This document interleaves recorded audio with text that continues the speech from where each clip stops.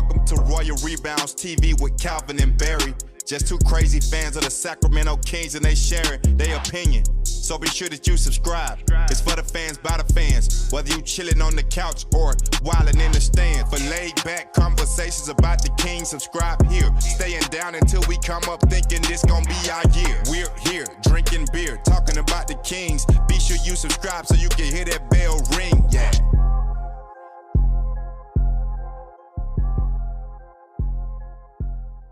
What's up, guys? Welcome back to Royal Rebounds TV and another Royal Rebounds podcast. We're live. Calvin and Barry are here breaking down the Sacramento Kings win tonight, 124-115. No Marvin Bagley again, no Harrison Barnes, no Mo Harkless. This is the same starting lineup as last night's game, including Terrence Davis, Metu, and Richaun Holmes is back as well. No Paul George tonight. Pretty interesting. He was a late scratch due to rest. But Kings get a victory. If it's your first time to the channel, make sure you hit that subscribe button down below to join the Royal family with Calvin and I. If you're a Kings fan, make sure you hit that like button. All right, Calvin, what are your first thoughts on today's game? First thoughts are going to be just good to see a nice Kings win, bounce back game. It was great to see them shoot well. You know, the Kings are now 5-1 this season when they shoot at least 50% from the field and 80% at the foul line. That one loss somehow came against the San Antonio Spurs when they gave up 136 points. But just good to see Davion play well. I thought Metu played well initially. Great to see Terrence Davis shoot well. Got to be a huge confidence booster for him. And he really kind of validated Alvin Gentry continuing to give him the start here without Harrison Barnes. So, it's one game. Now we wait to see if it's more fool's gold, and we move on from there. Speaking of fool's gold, what do you got on today? Well, we've been trying to get the Kings going with this gold Kevin Martin jersey here. It didn't work when it was on the table, so I wore it for the whole game today. Okay. And the Kings were shooting lights out, so what's we're after starting another streak here? And then if they lose, then what's next? We try it in the trash can? I don't know. That's hilarious. Yes, it feels so good to have a win. It really does. It was much needed after those last two horrible losses. We were riding so high after that triple overtime game against the Lakers. I know I keep talking about it, and I'm going to continue to keep talking about it because it was one of the best Kings games I've seen in a really, really long time. But no Paul George tonight. No problem. The Kings, they played pretty good in this game. Yeah, they did. I mean, this is a classic, don't get too high on yourself type of game. Like you said, no Paul George. The Clippers, without Paul George, obviously no Kawhi, no Nicholas Batum. They really don't have a lot of answers offensively outside of that. Paul George has done so much of the heavy lifting for them this season. They've got some nice players and some good shooters, but this was a game where the Kings had the advantage right away. And so, you really have to kind of, they should have won this game. They did. That's good. And so now we see if they can build off of this. But there are still some things within this game that, troubled me as a Kings fan. They Especially really didn't handle quarter. that small lineup at the end well. For the life of me, I don't know why Richaun Holmes wasn't getting a touch down low when he was by far the biggest person. We have talked about Richaun not being somebody that you can really play through offensively on the low block. Yeah. But when he's got such an advantage like that, and the team is the defense is, they're switching every screen, they're cornering everybody, they're blitzing the screens, they're trying to take the Kings out of what they were doing well, right? Yeah. You need to give him the ball at that point. Yeah. Yeah, it was an interesting win. We saw Lewis King in early again. We got another look at this lineup with Terrence Davis. And, I think it really, really helped him out. It was a big boost for his confidence. And we saw it. I think, what do you have, 5 threes tonight? Yeah, I believe so. 5 and 9 from three-point range. We saw De'Aaron Fox shoot pretty decent, 50% from the field, 50% from three, made 2 threes tonight, 24 points for him. He was aggressive, 5 assists tonight, only 1 turnover. Yeah. That's something that you and I were very critical of in the last game. I think he had 7 turnovers last night, so he really cut down on the turnovers there. We saw Metu making some more shots, and almost another perfect game for Richaun Holmes. Yeah. Only 9 shots for him tonight, but he shot very efficiently, and 16 points for him and 11 rebounds. Yeah, and I was really worried when the Kings started this game because they came out chucking it from 3, and they were missing all these shots at first. Richaun Holmes didn't attempt his first shot until I believe it was 8 minutes to go in the second quarter. Yeah, De'Aaron Fox, that was him in the last game. We saw him attempting shots early. Sorry, I'm trying to get this speaker in my ear here, and it keeps falling out. We got a special guest tonight. We're going to have Sactown Breakdown on the show here in a little bit. So that is another treat for you guys. Something I saw pretty interesting late in this game, we had talked about this small ball lineup that Alvin Gentry likes to throw out there. I saw an interesting lineup in the third quarter of Fox, Mitchell, Buddy, Davis, and Holmes. They matched up well against the Clippers team. It's not like the Clippers were going really big or anything. But the Kings seem to have some success with this lineup, and Alvin Gentry seems to love these multiple point guard, multiple shooting guard lineups. Yeah, well, it makes sense, right? I mean, this team is extremely guard heavy, and you consider most of those guys to be the better or best players on the team. And obviously no Harrison Barnes. I have to think that he would have been somewhere in that lineup towards the end there if he was healthy. Mm-hmm. I still think Alvin Gentry holds Mo Harkless pretty high on his list in terms of what he can do defensively. So, I think part of this is just the fact that they're still undermanned and they're trying to put together the right pieces. And like you said, this was very situationally dependent because they could afford to play this really small lineup against the Clippers tonight, who were also trying to, search for something offensively, and they were putting all their small guys out there. Brandon Boston Jr., who I know you really like a lot, killing it in the G League the last few weeks or so, and he came out red hot again in the first half today. Yeah. Buddy Hield, I want to talk about Buddy Hield a little bit. I was waiting for this. He was part of that four guard lineup, played 22 minutes tonight. Talking about looking for offense, this guy did not play well at all. 4 points tonight. He only took 7 shots, made 2 of them, 0 of 3 from three-point range. Did a little bit passing, a little bit of rebounding, but was really missing in the flow of the offense in this game. What do you think changed for him tonight? I'm not really sure. I mean, all his three-point attempts, he didn't just miss. He missed badly. Yep. Yeah, you don't necessarily see that all the time from him. Occasionally he throws up a quick shot that's contested, what we consider to be these bad shots within the offense, and he misses badly. He wasn't wide open, but they were good shots. They were in rhythm.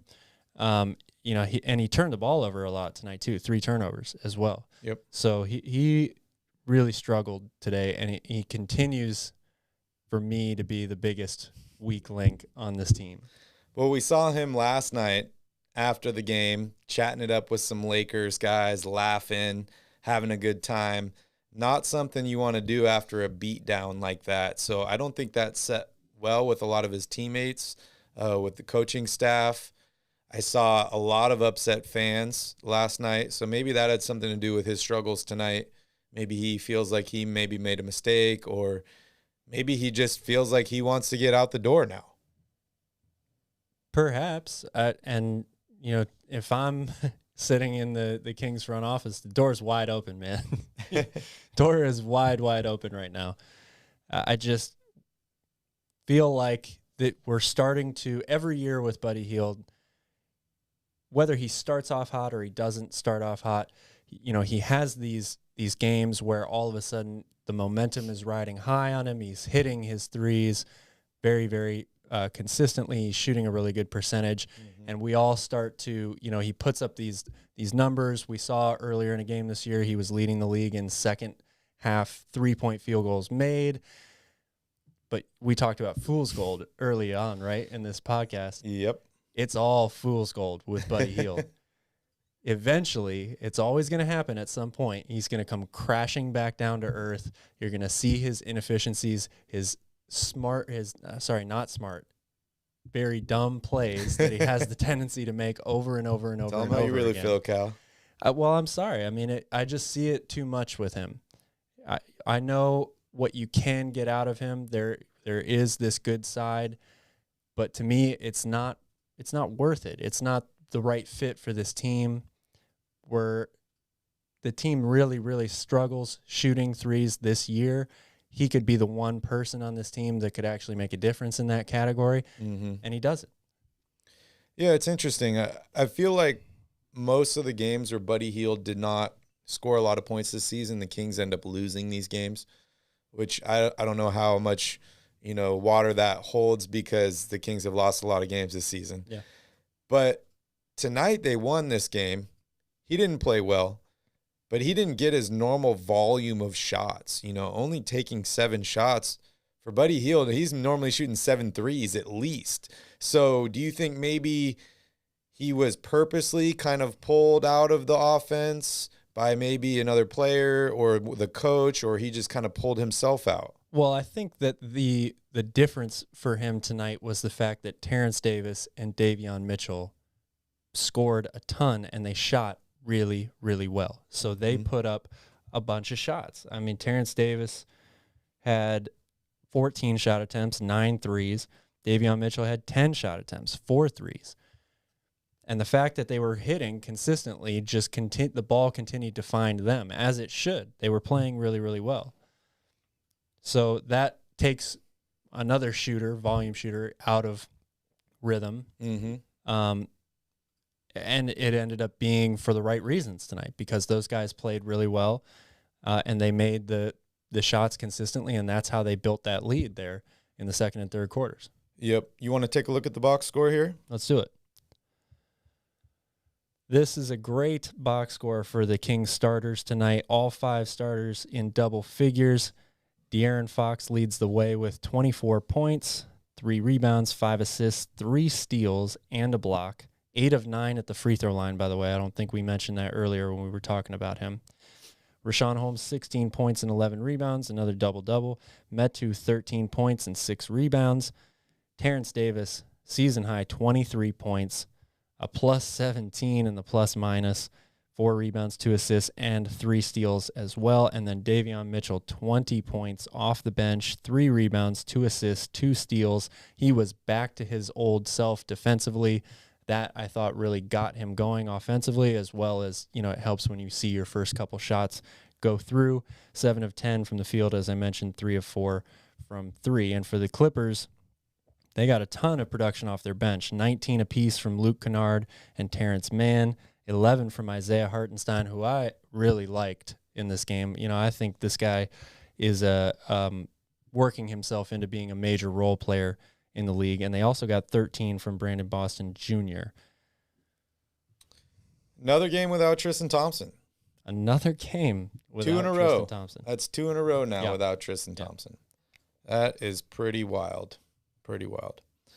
All right, we can look here at team stats. Anything point out or stick out to you?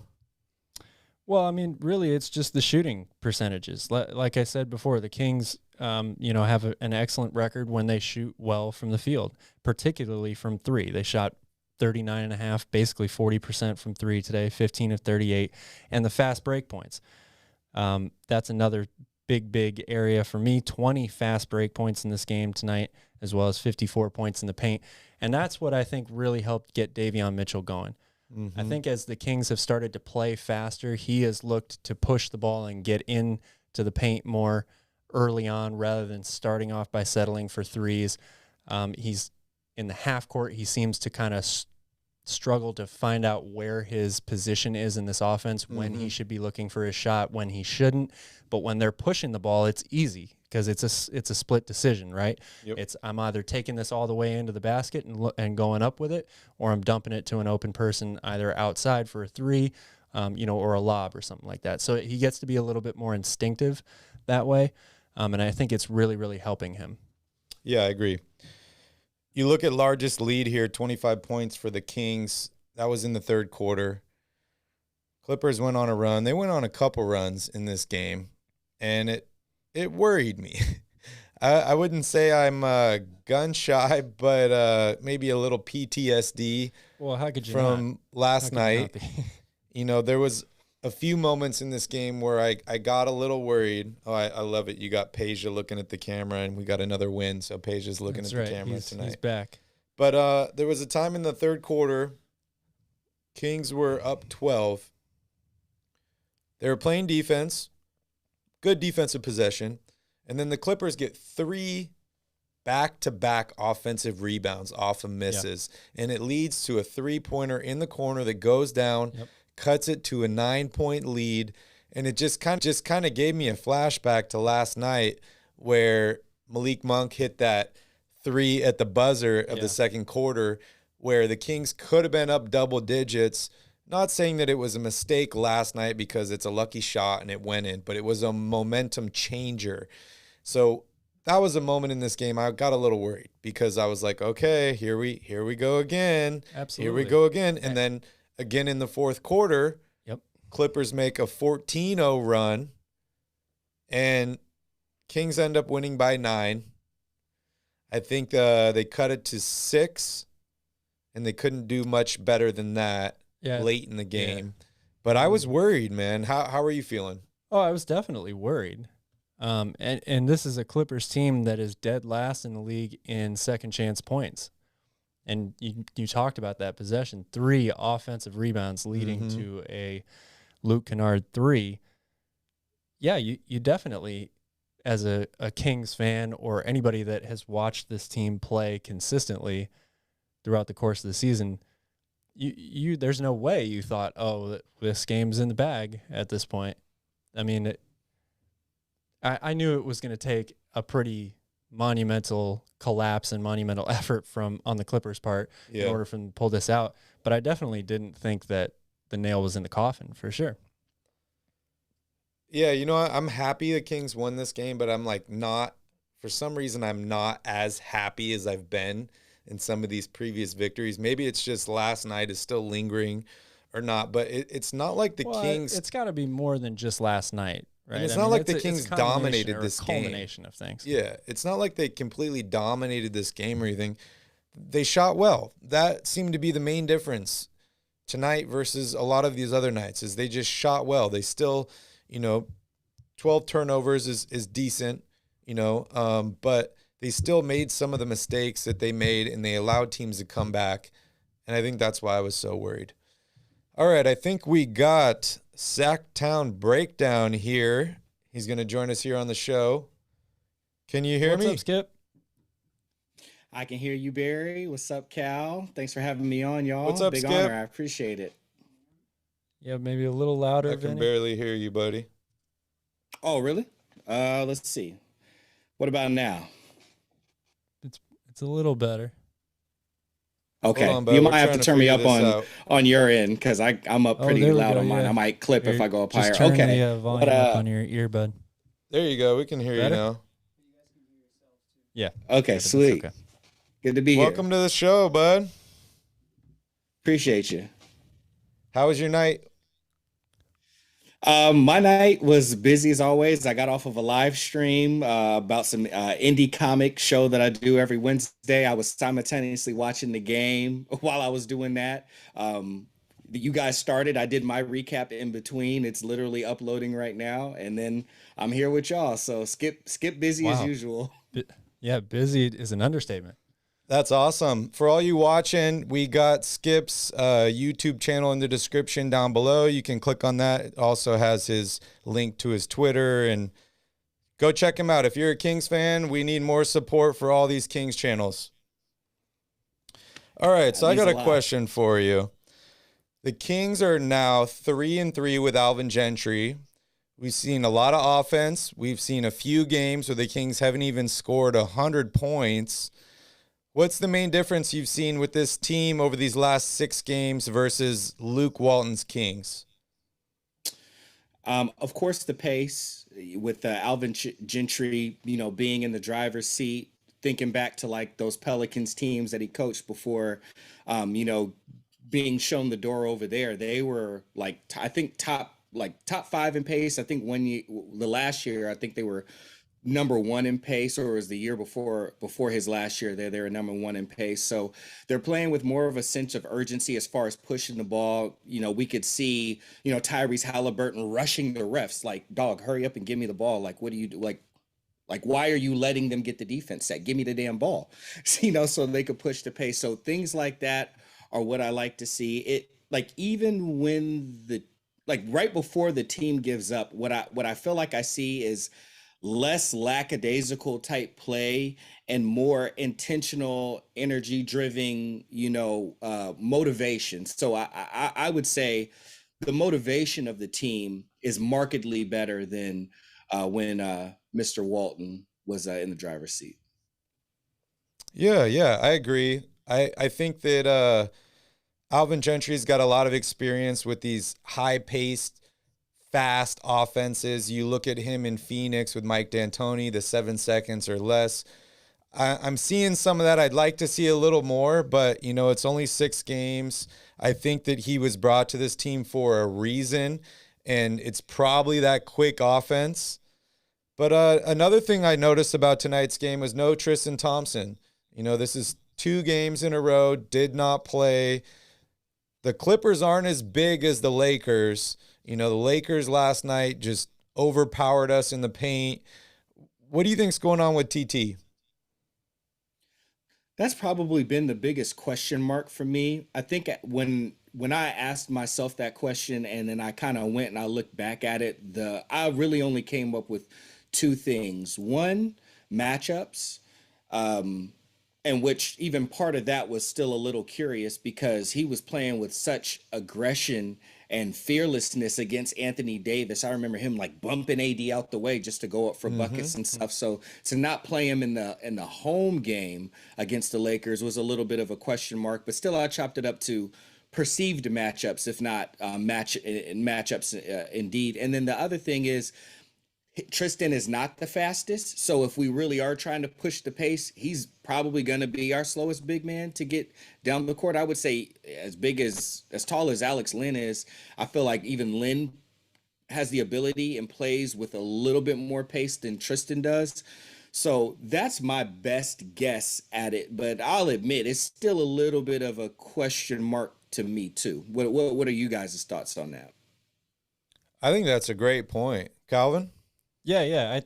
Matchups to me, I agree with you. It's a pretty puzzling question to answer. I'm not sure what the answer really is.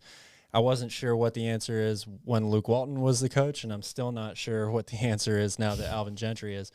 But I think matchups has got to be the first and foremost thing, and it's been consistent that when the Kings play a team that has a real big man inside, that Alex Len is going to get the majority of the minutes, and Tristan Thompson is either going to get garbage minutes or just a few quick minutes here and there to try to give them a little spark, but he's not going to get any real consistent playing time throughout the course of the game. Why he didn't play against the Lakers on Monday, I just don't know, though. Oh, sorry about that. Rashawn Holmes also being out for that number of games opened up the door for Tristan Thompson to have more minutes, and then Rashawn coming back. What was it, the last game? Like Rashawn coming back, so it kind of closed the window a little bit. And Tristan is kind of in this odd place where it's like, if we need size, Lynn is the biggest and can space the floor. If our starter is there, we got to give our starter that time. And then how they mix in the power forwards in the midst of those 2 centers, it is a little bit difficult to navigate. So I don't want to act like if I was the coach, it'd be so easy for me to figure that out too. But I think what we all sense is if there's a chief person that comes in and plays with the intensity that we wish all 17 players played with, it's Tristan Thompson. So we just want to see more 100%. Yeah, I totally agree. And that's one thing I was so puzzled about in the Lakers game was Tristan Thompson seems to be the energy guy on this team, and he was just sitting on the bench quiet in the last game, and I didn't really see him getting in guys' faces. I didn't see him yelling. I didn't see him cheering. He was just kind of sitting there, and it looked like he was just didn't know what to do with himself. Yeah, I feel like the whole team just really, they looked like they got hit by a truck, you know? I mean, they were up so big in the first half. Everything was going their way. They're building off of the 3 overtime game. They're feeling like, man, we really have this team's number. No LeBron. And then the third quarter happens, and it just wiped every ounce of positive emotion that anybody on the Kings had right away. Yep. Hey, Skip, I got a couple trade offers I saw today that I want to run by you and hear your opinion. So this one was by Hoops Habit. Sacramento Kings, Boston Celtics. Celtics received De'Aaron Fox, Buddy Hield. Kings received Jaylen Brown, Josh Richardson, Peyton Pritchard, and Hernan Gomez. Ooh, yeah, that is a perplexing one. Gosh, like why do I feel like we're doing the Celtics a big favor? What I like about the deal is that we aren't giving away those, that talent to teams that are in the Western Conference or even in our division. So in that sense, it's that much harder for it to come back and bite us. So I like that aspect of it, but like Richardson, like I love Jaylen Brown. Like, make no mistake about it, I love Jaylen Brown. He was attending Cal at the time that my cousin was playing baseball out there. So really, really love and appreciate him. I'm just trying to think of what his overall impact on the team is. My hardest thing about any kind of trade, and I'm sure this is the same with y'all, is that we think about how players play, where they're at now before they get traded. But we have a tendency to forget that people come here and have a tendency to play worse. So, and part of that is because we're a worse team. So in theory, they have worse teammates. So I'm trying to think of the impact over that overall. I'm gonna say no to the deal, for the reason that I'm a firm believer that I want to see one season with De'Aaron Fox being coached by a coach that Monty McNair gets to pick. So for that reason, for that scenario, I'm gonna say no. I respect that answer. Cal, what's your take on this deal? I like that answer a lot. The point about pairing De'Aaron Fox with Monty's guy, or what Monty thinks is going to be the coach that unlocks everything within De'Aaron Fox's talent and ability is a really good point. I don't want to trade De'Aaron Fox. However, if I knew I was getting Jaylen Brown back, I would think long and hard about it. And one thing to your point, Skip, about we don't know what a player looks like on the new team when they get dealt, which I think is a very, very good point. I think Jaylen Brown has been playing second fiddle to Jason Tatum for too long now. And if he was to get on a team where he was the man and he was the go-to guy every night, I think he would absolutely explode more than he already has, and he would put up amazing numbers night in and night out. He's a great two-way player, which is something that the Kings could really need. Wing depth is another thing that they really need. So, this is a lot to get in return for guys like Buddy Hield and De'Aaron Fox. So it's a very interesting one that I would definitely think about. But I like Skip's answer a lot about staying committed to De'Aaron Fox. And that actually leads me to my next question to you, because I know you're a big Mike D'Antoni fan. Is that the guy for you right now for this team and for De'Aaron Fox? So it's funny. I've been pounding the Mike D'Antoni drum, and I probably haven't made this apparent enough. I am actually not a big Mike D'Antoni fan. I just, it's just hard to deny, the impact that he's had on the NBA as a whole. And it's very hard to deny the results that he gets with his point guards once he gets his hands on them. And the biggest thing, I think it's a natural, it's a natural progression because of the relationship that Monty McNair has with him from, the years of being under Daryl Morey over at the Rockets. Yeah. Et Alvin Gentry's cetera, et got a cetera. relationship with him too. Maybe he stays on as an assistant if that's the scenario that you bring in D'Antoni. I think if anybody could Fantastic unlock connection. De'Aaron Fox, it's Mike D'Antoni for sure. So that's my thing. I just feel like it's a natural progression. I said this recently on a breakdown on my channel. This is starting to feel for me, and I know we're only 6 games into the Gentry era, but this is starting to feel to me a little bit like that Ty Corbin season where we fired Malone and then we got Ty Corbin and things started to fall off the rails a little bit more. And then we ended up hiring, Karl Malone because fans were disgruntled. Some of them stopped attending the game, XYZ. So if this is that type of year, I feel like the old proven coach that we go to bring in this time would be Mike D'Antoni. But that's not the coach that I want here, but there's no denying what Mike D'Antoni. So think about this. If that's what he does to his point guards, and we got 3 that our fans seem to be pretty high on, imagine what even if he didn't focus on Davion, like Tyrese is waiting to be unlocked. He passes up on his own shots and he's not aggressive enough yet. Imagine if Mike D'Antoni not only like pushed Fox, but unlocked Tyrese. I like Mike a lot. I think he'd be great, especially for a team that just wants to push the pace and run faster and faster and faster. But Alvin Gentry's a pretty good look into what a Mike D'Antoni offense would look like. It's kind of like a cheap man's Mike D'Antoni. But you mentioned that he's not your number 1 pick, so I want to hear who your guy is. Who would you bring in? Man, I want the get us out the mud kit. I want the get us out the mud pack. I want Kenny Atkinson. Look at the Nets and he everything that he did over at the Nets after they threw away all those picks, getting KG and the other 2 players, and then they were so bad for so long, and they had a hard time, getting talent over there and finding the right coach. They get him over there. He unlocks D'Lo. D'Lo has his, after the doubts and being traded away and the whole scenario that happened with the Lakers, he becomes an all-star. Spencer Dinwiddie has a super duper breakout year. Jarrett Allen takes the next step. Joe Harris becomes a top 3-point shooter in the league.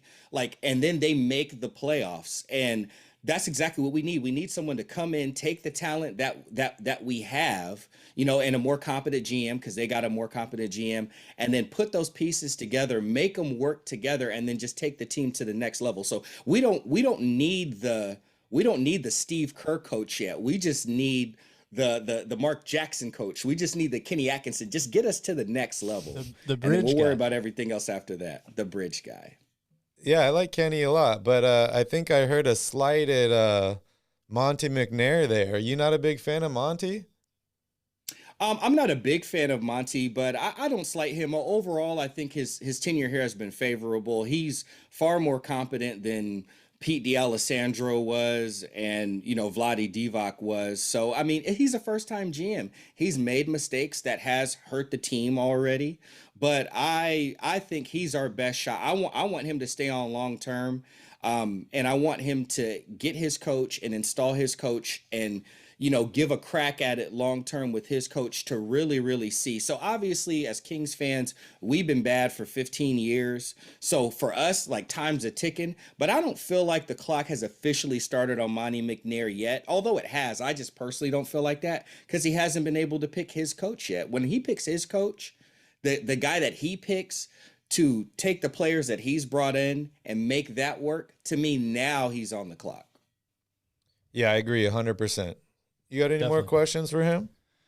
Well, yeah, I do actually. Now that we're talking about Monty McNair, and you mentioned that he's had some issues or things that you think that he's not done correctly, everybody has been really big on the fact that he's hit on these 2 draft picks in his first 2 drafts as GM. I've questioned the fit of these draft picks. I love Davion Mitchell. I think Tyrese Haliburton can become a really good player in this league, but I'm not sure if the combination of all these players is necessarily right. Do you agree with the mantra of draft best available in those situations, or would you have maybe looked somewhere different? When you're a really, really, really bad team like us, I say best talent available, because when things don't work out, you want to be able to have that asset, be looked at as enough of an asset to try to get something, back down the line. So I do agree with draft best talent available. As far as him hitting in the draft, like Tyrese Haliburton fell to us. So to me, that's a no-brainer. Yeah. That says more about the GMs before him than it does about Monty McNair. So I don't give Monty McNair like some big old, like, oh, you look who you drafted. Kind of same with Vlade. Like, imagine if Phoenix would have taken De'Aaron Fox instead of Josh Jackson at number 4. You know what I mean? So when players fall to you, then it's different. I give GMs more props when you kind of got to pick in that like 14 range or that second round range, and you find a diamond in the rough in there. I usually will give a GM a few more props. But what was more impressive to me with Monty McNair is the trades that he made towards the end of last season and the people that he brought over. I saw an identity with the players, and that identity impacted the team. We played harder. We had more hard-nosed defense, and it did net some wins. So I think he has shown more of his value as a GM in that aspect with what he did with trades and necessarily what he's done in the draft personally. Yeah, that's an interesting take on it. I think Ben McLemore fell to us as well, and that didn't end up too well. But I think best available is what happens when you pass on a guy like Luka Doncic. Is you just look on past that and you're like, the one mistake I'm not going to make is the biggest mistake the last GM made, and that's passing in a once-in-a-lifetime talent. So I'm going to take best available. And if my goal is to just build up as many assets as I can and end up trading for big name guys like he did in Houston as the assistant there, then best available is the only way to go. All right, buddy, we're going to wrap up here. Thank you so much for joining us. You have anything else you want to say, Skip?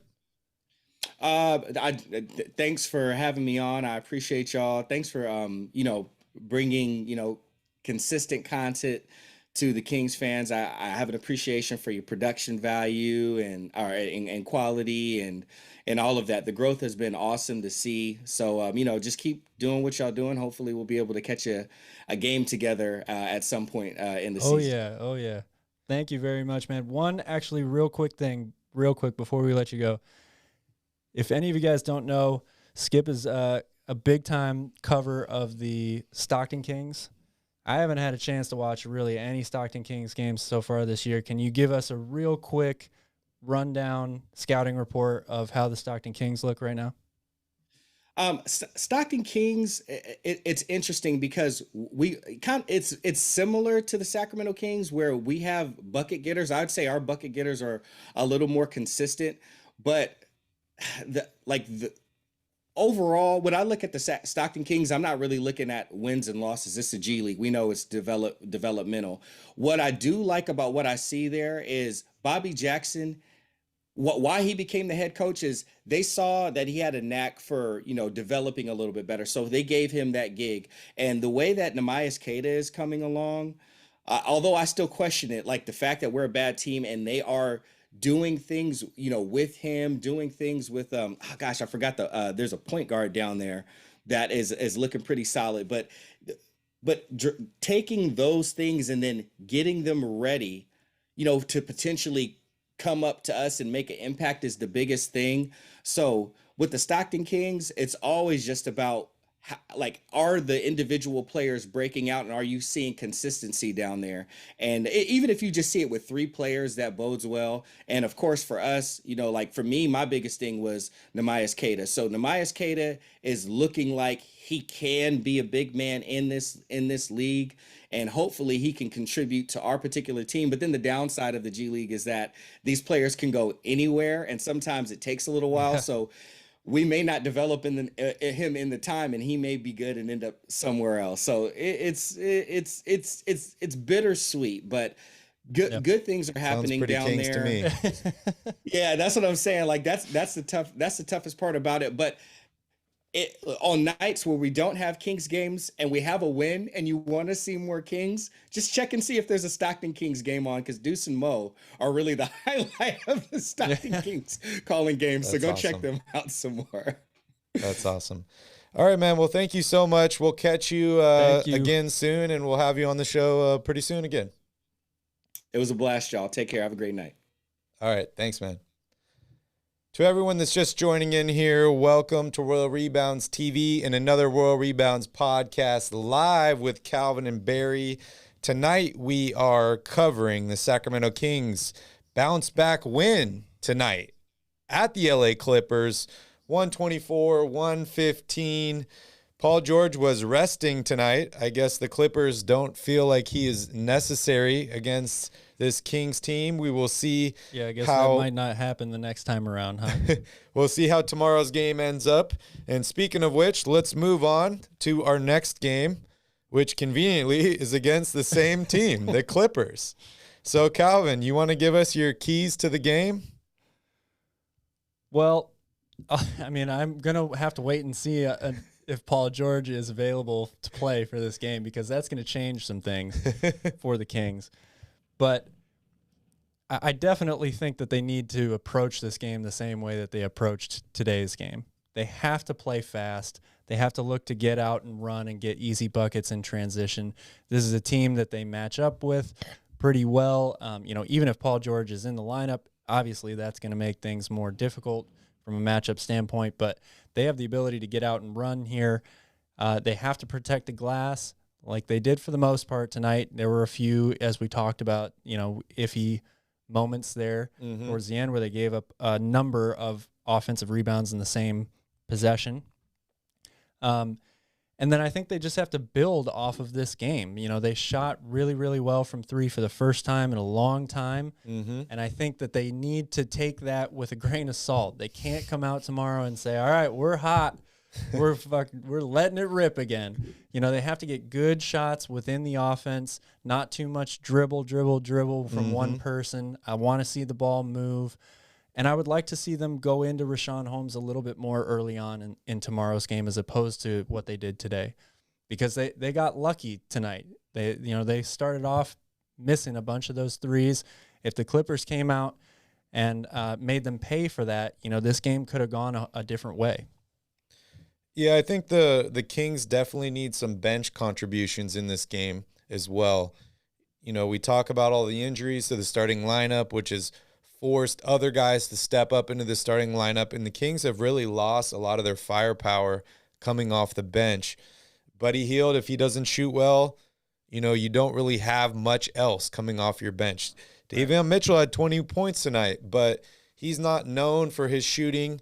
He's had a couple decent shooting games this year, but for the most part, you can rely on him for defense and effort, not so much making shots on the offensive end of the floor. So I feel like... I will say he's not known for shooting in the NBA yet, but this guy did shoot 44% from 3 last year. His shot mechanics are very nice, and I really do think that right now his biggest problem is he's just struggling to figure out what his actual role is within the offense, and when to look for a shot, when not to.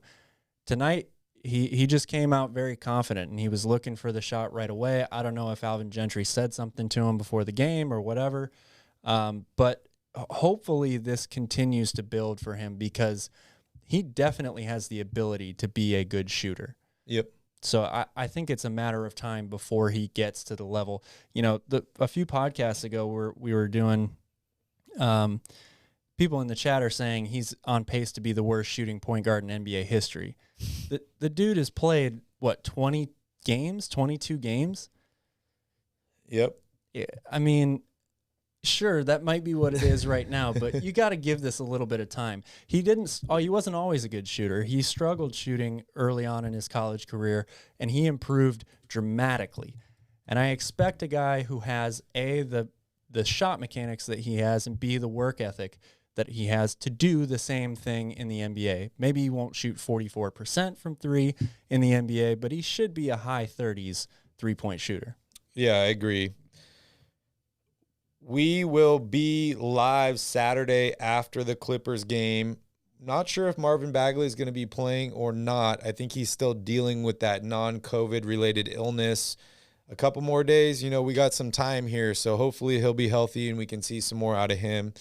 On Friday, make sure you guys check us all out. We are doing the Royal Report. It's another episode. Every Friday, we release a new episode of the Royal Report. It's a Sacramento Kings ESPN-style sports talk show.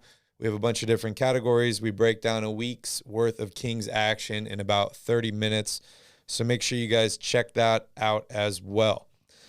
All right, Cal. So looking here, I want to look at the schedule real quick for a little bit because we talked about this rough patch of games for the Kings. Playing against the Jazz, playing against the Sixers, the Lakers, the Clippers, a lot of good teams. The Kings have been pretty lucky in these past couple games.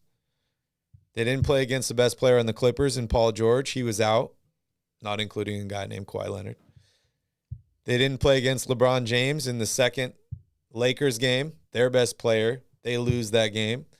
They didn't play against Ja Morant in the game before that. Yeah. They lose that game too. So Saturday's game is against the Clippers. Paul George is probably going to be suited up for that game. But then moving on, the Kings' schedule seems to soften a little bit. They play another game at home against the Magic. Magic are not looking good. They're towards the bottom of the Eastern Conference. They're playing against the Hornets next week on Friday. Hornets have shown some good and some bad Another this very season. up and down team. Kings scored 140 points on them last time. Yep. Then you got the Cavaliers, the Raptors, the Wizards, who have been playing surprisingly well, and then another rematch with the Grizzlies, probably without Ja Morant again. So how are you feeling about this upcoming schedule?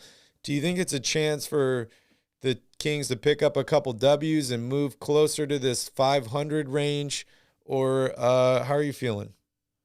Well, there's definitely an opportunity here for the Kings. I mean, there's always an opportunity for them to move closer back to 500. Is the schedule a little bit lighter than it has been for the past couple of weeks? Yes, but all of those teams present some pretty major problems for the Kings. I mean, even the Hornets, we saw them go toe-to-toe with the Bucks tonight. They almost won that game. LaMelo hit a deep three to put them up with 5 seconds left. I think he had 38 or 39 in that game, something like that.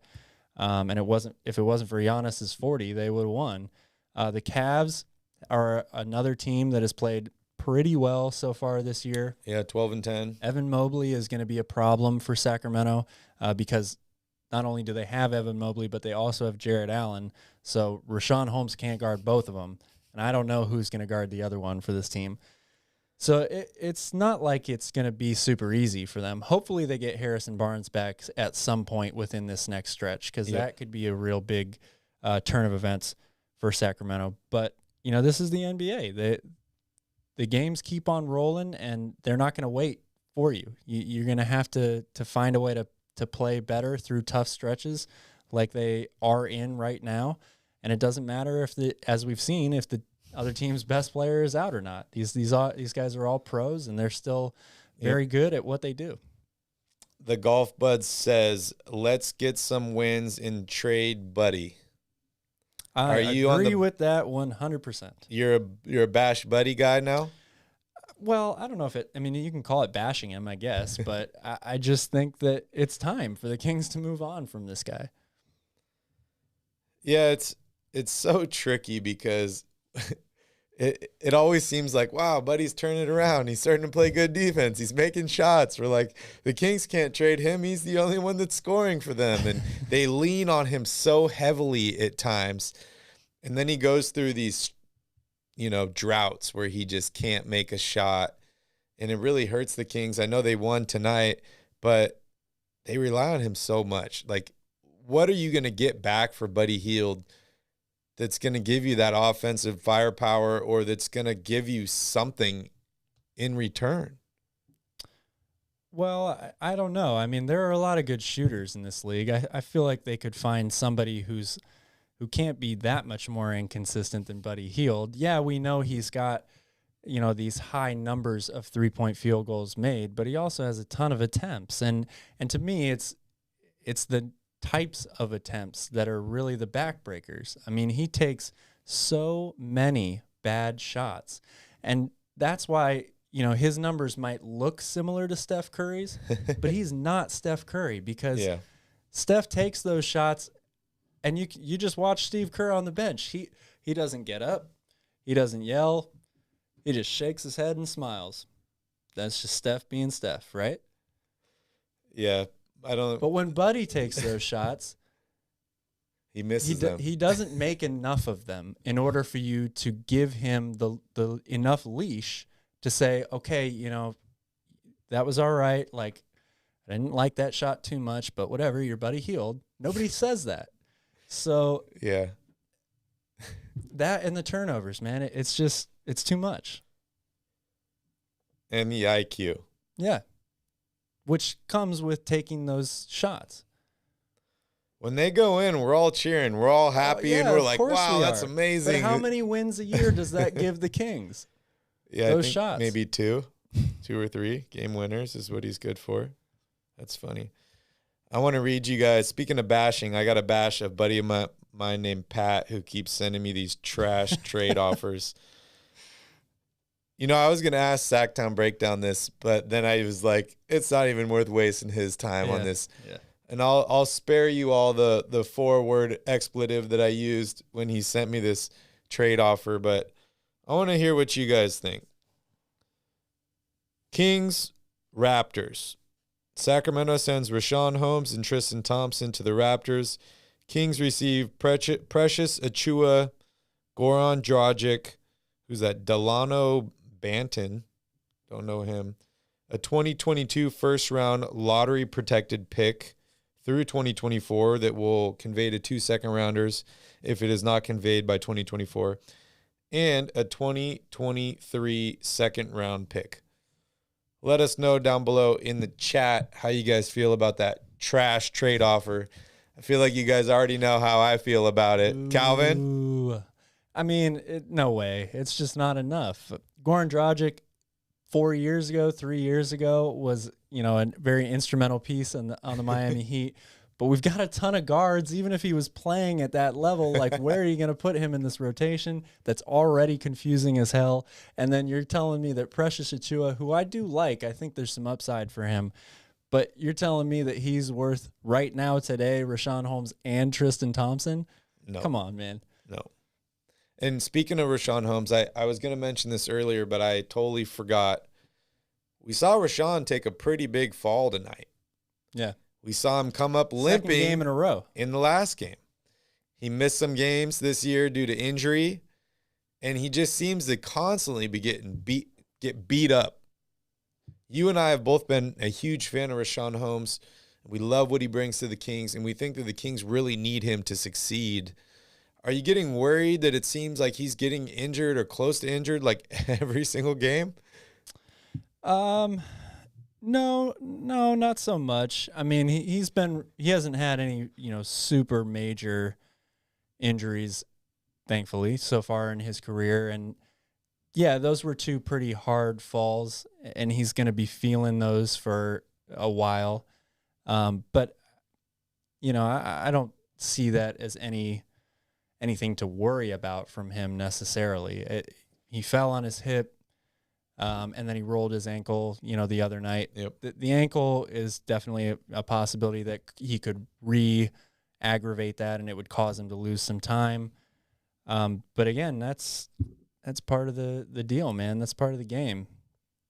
I got a nickname alert here in the chat from Ryan. Buddy Chuckets. Buddy Chuckets. I love that. I love it. That is a great I nickname. love that. And that reminds me of, I watched a Sactown Breakdowns recap of the Laker game last night, and it's not necessarily a nickname, but I just loved it. So I'm going to steal this from you, Skip. I'm sorry, but he was calling the Kings the Sacramento basketball team. Oh, like the Washington wow. football team. Wow. Because they don't really deserve to have the name King, right? They're not king of anything at that moment. I've been watching these new royalty commercials, basketball team. and it makes me feel the same way, where they're like, you have to be special to be royalty, all this. And I'm like, come on, dude, we're losing games. Yeah. Who wants to be part of royalty? But, dude, that's so great. Sorry, Skip, we're going to steal it. The Sacramento basketball team, that shit is hilarious. That is funny. Can you guys come up with a good name for Tyrese Haliburton? We're still trying to find a great nickname for Tyrese. What's our favorite right now? Wet Piece Tyrese. Wet Piece Tyrese although he's not very wet these days. Yeah. Speaking of which, I want to talk about Tyrese a little bit more. We could wrap up the show right now, but I'm not ready to wrap it up. I want to talk some more about Kings. If you guys want us to talk more Kings basketball tonight, hit that like button down below. Hit that subscribe button. We'll hang out a little bit longer, and we'd love to talk basketball, so we'll keep going. So I want to talk about Haliburton, my favorite player on the Kings roster currently. Really? You knew that already. I mean, I know you like him, but I didn't know he was your favorite player. You knew that. You knew that already. Wow. He led all Kings tonight in minutes, 40 minutes tonight. He did. Which is a lot of minutes considering he's a starter. He's one of the Kings' core, and they were up 25 points at one point in this game. Yeah. So maybe he's the trusted guy to be left in the lineup to prevent a team from coming back, especially during some of those scary runs we saw late in the game. Yeah. I was going to say he didn't really do a good job of that. Yeah, tonight. he didn't shoot too well tonight. 5 of 13 from the field, 2 of 9 from three-point range. Yeah. We know all about the shot, people saying it doesn't go to the NBA. He's not going to shoot it that far. Early on last season, he was making a bunch of threes, and he said the shot translates. Yeah. It didn't translate tonight, but 12 points, 11 assists tonight, 0 turnovers. The golf buds is on fire right now. I'm going to say that again. 11 assists, 0 turnovers tonight. What did you like and what did you dislike coming from Tyrese tonight? Well, I liked the same things that I've liked from him all season long. Yeah, you like that. Halibricks. I don't like it, man. Come on. It's funny. Yeah. But no, seriously, I liked the same things that I've liked from him all season long. He is, to me, becoming a true point guard. He really is relishing in that role of starting the half-court offense. Him and Rashawn Holmes, we talk about it all the time. The broadcasters for the Kings talk about it all the time. They have a very good connection. They play really, really well together. So 11 assists and 0 turnovers is fantastic. The shooting, I don't think there were a couple shots that I didn't like from him tonight, but overall, I thought his shot selection was fine. I think that his mid-range shot selection was probably the worst that it's been all season long. Normally, he takes really smart pull-up mid-range jump shots right off of the pick and roll. Tonight, he was forcing it a little bit. He even had one shot where he got caught and he had to totally change the trajectory of his shot, and he basically just threw it at the basket.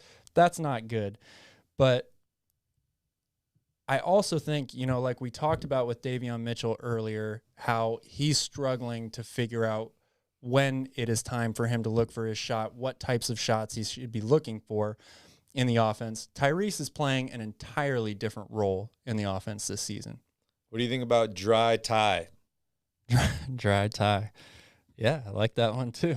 I hope it doesn't become his official nickname, but I like that one. Yeah, and I see Buddy Fuck It. What is Bagel? I saw Marvin Bagel early this season. Marvin Bagel. People were talking about Marvin Bagel because that's how many minutes he was playing. Oh, the big 0. Yeah, Marvin Bagel. All right. Anything else you want to talk about? I mean, we got to go another hour, I guess. Golf Buds wants another hour, so. Oh, I was thinking about something the other day. You know, I know you hate Sactown on the jerseys. you dislike the new jerseys, but the more and more I see them, the more I like them. So here's my thing. The only thing that I don't like about the jerseys is Sactown. And I know, I'm sorry, Skip. This is no disrespect to Sactown Breakdown or anything like that. Or Sactown Pete. But or Sactown Pete. Shout out Sactown Pete. It just doesn't feel right to me. And it looks so much worse, or it looks so much better on these City Edition jerseys than it did on the ones that were the blue and red, and it just had the block letters. And I don't know, I'm old school. I guess I just want to see it say Sacramento in cursive all the way across instead of Sactown.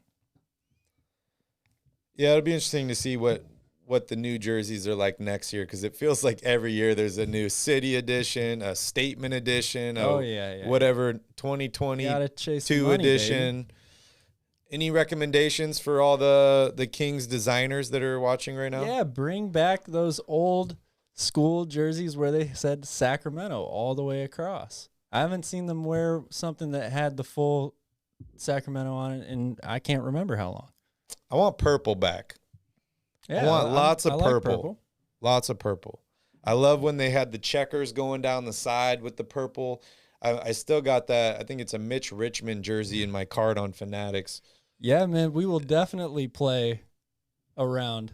What are we playing? Golf Buds is going to be in Maui soon. Let's play a round of golf, and we'll bring the Crown Royal. Oh, man. When are you coming? Are you going to be here in January? Calvin and I will be working in the Tito's tent for the golf tournament in Kapalua if you're here for that. Otherwise, we live on a golf course, so we're down to golf anytime. All right. So we talked about the Clippers. Oh, this is what I want to talk about next. I want to talk about swagger. I know I mentioned earlier in this podcast that the Kings didn't seem to have swagger. I know I want to talk about Shumpert because that's the last time I saw the Kings really have some swagger.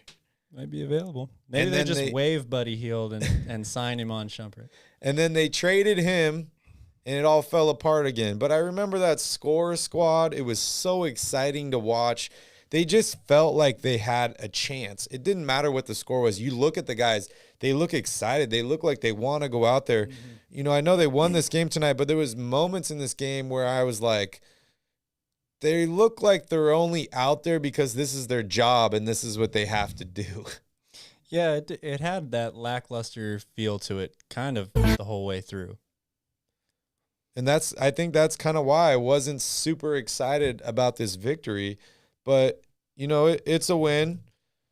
Last night still hurts, but it's a win. You got to start somewhere. I want to take a look here at the standings real quick. How exciting would the backcourt defensively be with Davion Mitchell and Iman Shumpert playing alongside each other? That would be pretty awesome. Shumpert's getting kind of old now, but I loved watching him. Hey, you should have fresh legs. Yeah, that's true. Man, the Suns are in first place. 17-game win streak for them. Their last loss came against the Kings. The Sacramento Kings. No, it's okay, Vinny. Shout out Vinny, by the way. Everybody says they love the production value on this show. It's only because of Vinny, man. Solely responsible. Is this going to be Vinny, or are we making what's our sign for Vinny? We got formation. We got Tanvir and Vinny. Shout out Vinny. Just so you guys know, we have a Royal store at RoyalRebounds.com. You guys can check out our merch. What? If you guys have any ideas for some cool shirts or cool gear you guys would like to see, let us know down below in the comments, because Calvin and I are in the process of redesigning all our gear, and we want you guys to represent Royal Rebounds at the game. How are you playing golf with Pau Gasol on Friday? That's awesome. And where's my invite? I'm off on Friday. I'll fly out. That's awesome. He seems to love golf. That's great. I've met a few Kings guys here in Maui. Jason Thompson, ran into Vivek, a couple other guys, and then non-King players too. I remember Jimmy Butler right when he started getting good. He was here, jumped off BlackRock with Joakim Noah.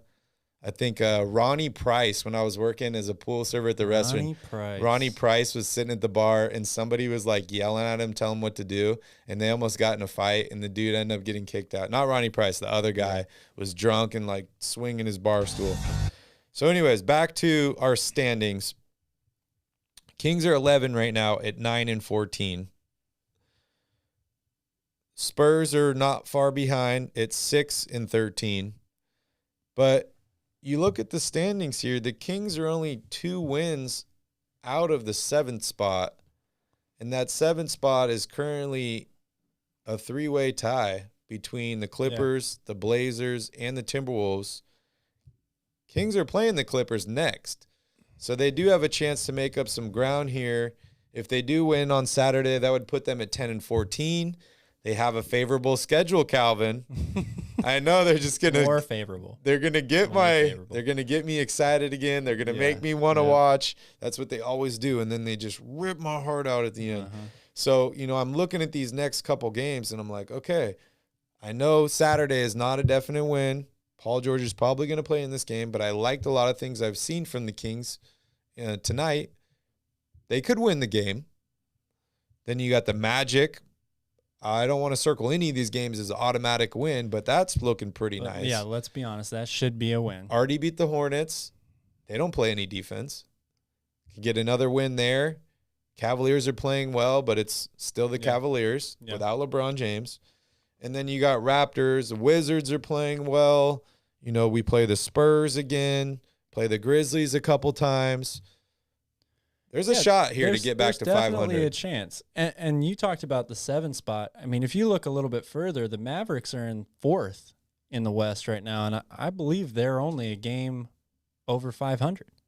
If I'm not looking at the standings right now, but there's a big opportunity here.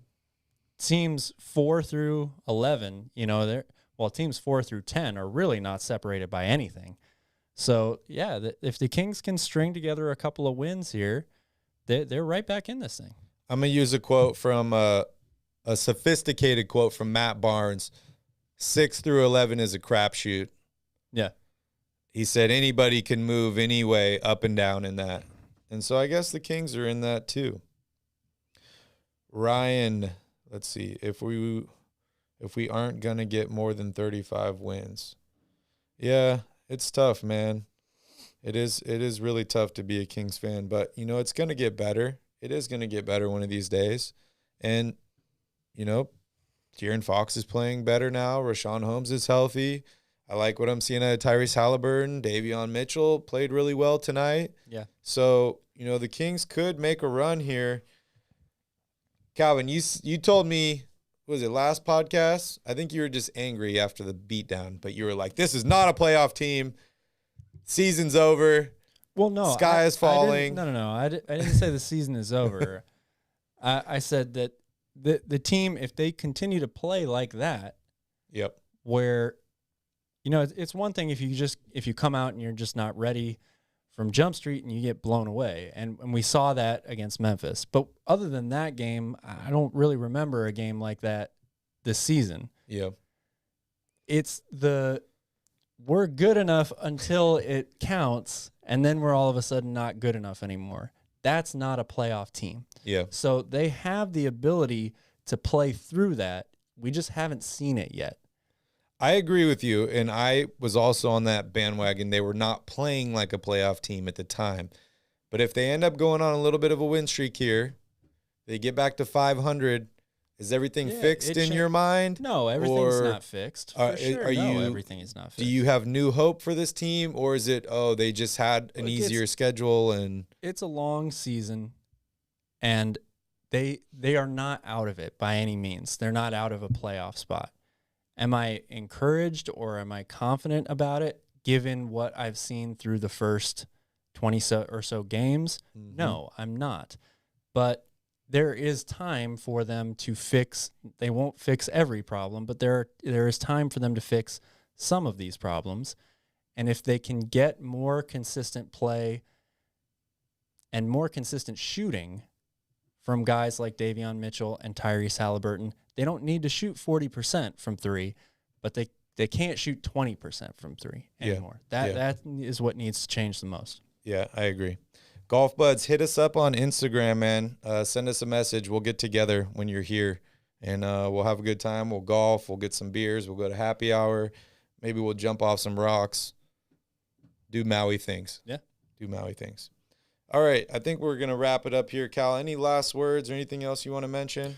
Shout out to Sactown Breakdown. Thanks again for being on the show, man. It was a long time coming for you guys that obviously don't know. We've tried to have him on either the Royal Report or a podcast here. It feels like for a long time, but things just didn't come together. And then it was Thanksgiving, and so I'm glad it worked out. And thank you, Skip, for being on the show. Yep, sounds good, Bryce. Thanks, Skip. Tanvir, shout out Tanvir. Shout out Vinny. Thank you all for joining us on another Royal Rebounds podcast. Make sure you guys smash up the like button, hit the subscribe button. We'll see you on Friday for another episode of the Royal Report, and then we'll be live Saturday after the Clippers game. Hopefully we'll be in a good mood. All depends on your Sacramento Kings. That's right. All right, guys. Have a good night.